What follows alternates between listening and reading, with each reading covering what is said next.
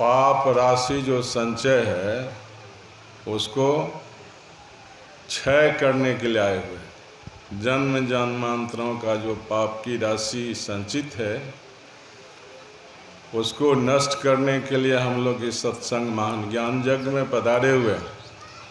चल सतगुरु के हाट ज्ञान वो दिलाइए, अकर साहब से नेह परम पद पाइए। सदगुरु सब ही देत लेत कछु नहीं रहो, अहम ही अभागिन नारी सुख तज दुख लहो। सुख के सागर परमात्मा है, सदगुरु देने के लिए आते हैं, पाप हरने के लिए आते हैं, लेकिन वे अभागे हैं जो अभी तक जो है इस कार्यक्रम में नहीं पधारे हैं। आना चाहिए। अब देखिए गोस्वामी तुलसीदास जी महाराज कह रहे हैं, जब द्रवहि दीन दयाल राघव साधु संगति पाइए, जे ही दरस परस समागमादिक पाप राशि नसाइए।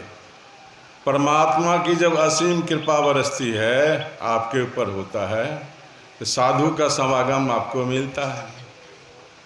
तो मिलता है तो क्या होता है? जे ही दरस दर्शन परस स्पर्शन से अब पाप राशि नसाई। एक दो पाप की बात नहीं कर रहे हैं। गोस्वामी जी कहते हैं पाप राशि जो आपका जो है जब से दुनिया बनी है तब आप हैं, कितना राशि जमा हो गया है। पाप का समूह जो खत्म होता है, नष्ट होता है। कैसे? तो सरदा तप निशि शशि अपहरहीं, संत दरस जी पातक टरे। जिस तरह से शरद ऋतु में थोड़ी सी गर्मी को जो है चंद्रमा रात महल लेती है, ठीक उसी तरह से संत महात्मा आपके पाप को सोखने के लाए हैं, पाप को ख़त्म करने के लिए। सिर्फ गोस्वामी तुलसीदास जी महाराज कहते हैं ऐसी बात नहीं है।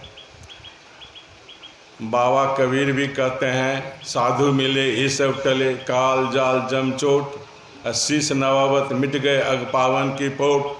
सच्चे साधु का अगर दर्शन हो जाए जीवन में, उसके श्री चरणों में अगर माथा को टेकते हैं, माथा को रखते हैं, तो जन्म जन्मांतरों का जो पाप की राशि है उसी तरह से गल जाता है जैसे पानी में नमक गल जाता है। कितने महान जग में हम लोग बैठे हुए हैं लेने के लिए। अर्जित मनुष्य का भी हम लोग सुन रहे थे भगवान राम की वाणी। त्रेता युग में प्रजाजन को गुरुजन को द्विज को बुलाए हुए हैं भगवान, अंतिम संदेश दे रहे हैं और कह रहे हैं खुला पावर भी दे दिए, जो अनित कुछ भाखों भाई तो वही बढ़ जाऊँ भाई विसराई। अनीति की बात कहने के लिए नहीं जा रहे हैं भगवान राम, नीति की बात कहने के लिए जा रहे हैं। और कहते अगर अनीति की बात कहें तो हमको भय बिसराइए, हमको वर्जित कर दीजिए। क्या कर रहे हैं भगवान राम? बड़े भाग मानुष तन पावा, सुर दुर्लभ सब ग्रंथ ही गावा। बड़े भाग का विषय है, मनुष्य का शरीर मिला है हमको, नर हो चाहे नारी हो। क्या करने के लिए मिला है? परमात्मा की भक्ति करने के लिए मिला है ये शरीर को। गोस्वामी जी कहते हैं सोई तन पावन पुलक शरीरा, जो तन पाय भजै रघुवीरा। वही शरीर सुंदर है, वही पावन शरीर है जिसको पा करके परमात्मा का भजन आप कर रहे हैं। गुरु से ज्ञानोपदेश को लेकर के जो है गुरु के आदेश उपदेश में रह करके परमात्मा का जो भजन करते हैं वही पावन शरीर है। वरना शरीर तो है लेकिन पावन शरीर है, पावन शरीर नहीं है। हम लोग जो शरीर मिल गया है बड़े भाग्यशाली हैं। भगवान राम कहते हैं बड़े भाग पाइए सत्संगा, बिनहि प्रयास होई भव भंगा। बड़े भाग का विषय है, सत्संग मिला है हम लोगों को, बड़े भाग्यशाली हैं वे। कहते इससे और भाग्यशाली होता है क्या? हाँ, इससे और भाग्यशाली होता है। धन घड़ी जब होई सत्संगा, धन जन्म गुरु भक्ति अभंगा।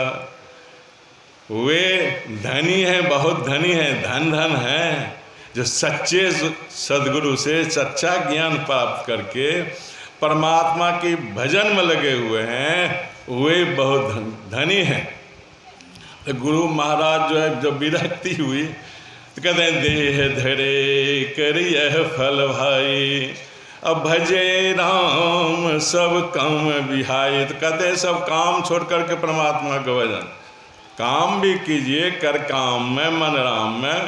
काम करना गुनाह, उसको नहीं कीजिएगा तो कैसे काम चलेगा संसार का। लेकिन परमात्मा भजन तो कीजिए, 24 घंटा आपको मिला है, 24 घंटा में 1 घंटा सुबह, 1 घंटा शाम, तो परमात्मा का भजन कीजिएगा। अगर परमात्मा का भजन नहीं करते हैं शरीर पा करके, तो सूरदास जी महाराज कहते हैं कि हम नमक हरामी करते हैं, परमात्मा से नमक हरामी कर रहे हैं। दुर्लभ शरीर को पा करके, यह दुर्लभ तन को पा करके अगर परमात्मा की भजन नहीं करते हैं तो परमात्मा जिन तन दिया ताहि विसरियो, ऐसो नमक हरामी। परमात्मा से नमक हरामी आप कर रहे हैं। जो शरीर दिया, कौन शरीर दिया है? यह सुंदर शरीर जो आपको मिला है, कौन दिया है? माता के गर्भ में रच रच करके परमात्मा आपका जो है 10 महीना तक आपके साथ जो कठिन मेहनत किया है। गुरु महाराज कहते हैं कार्तिक का नीच माया, मूत्र बंद से है वनो, माही पूरन मलन सो जो, जाई नहीं सकलो कनो। एक बूंद से शरीर तैयार हुआ है, पिंड बना है, भगवान मेहनत किया है आपके भीतर में, माता के गर्भ में। आँख दिया है, कान दिया है, मुँह दिया है, सब कुछ दिया है आपको, फेफड़ा दिया है। और जब आप निकल गए माता के गर्भ से, गृह द्वार से जब निकल गए, तो उसी परमात्मा को आप भूल गए जिन्होंने सुंदर शरीर बख्शा है, इतना मेहनत किया है। 10 मास रहे जब गर्भ में, तब ही प्रभु से कौल किया बाहर आकर भक्ति करूँगा, इसलिए प्रभु निकाल दिया। आप पर दया गई, जीव पर दया परमात्मा का जो है, परमात्मा गृह से निकाल दिया। परमात्मा भजन करने के लिए निकाला है। परमात्मा का भजन कीजिए। परमात्मा का भजन करने की विधा संतों के हवाले है। संतों की संगति करनी होगी, सत्संग में जाना होगा, तभी परमात्मा की विधा आपको इस शरीर में। देखिए गुरु महाराज कहते हैं तन नभ द्वार हो रामा, अति ही मलिन उठम, त्यागी चरु 10 में द्वारे, सुख पाउर भाई।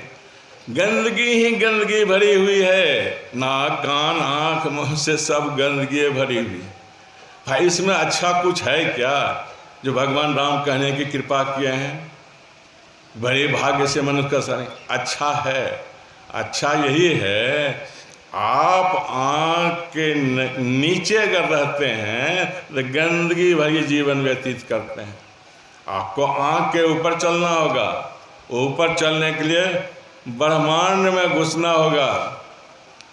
तन नव द्वार अति ही मलिन छाना।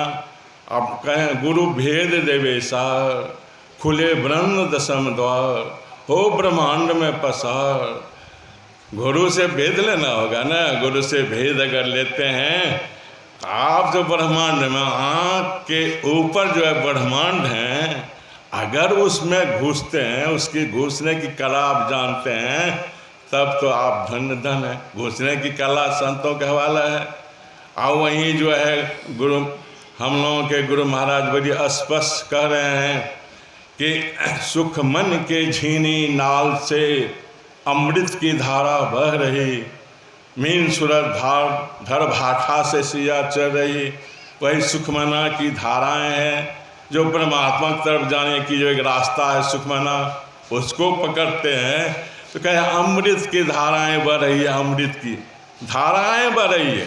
अब सोचिए उस धारा में जो है जिस तरह से जो है छोटी छोटी मछलियाँ धारा के विपरीत में चलती है, तो आपको विपरीत दिशा में चलना होगा। संसार के तरफ से नहीं, संसार के तरफ से मोह करके परमात्मा की तरफ अगर चलते हैं, दशम द्वार में अगर लगाते हैं, तब जो है आप रस पान कर सकते हैं, अमृत का रस पान कर सकते हैं। वरना अमृत पाना मुश्किल होता है। तो उसको पाने के लिए गुरु महाराज बतलाते हैं क्या, तो दो नयन नासिका मध्य सन्मुख सुई अग्रदर दे रही।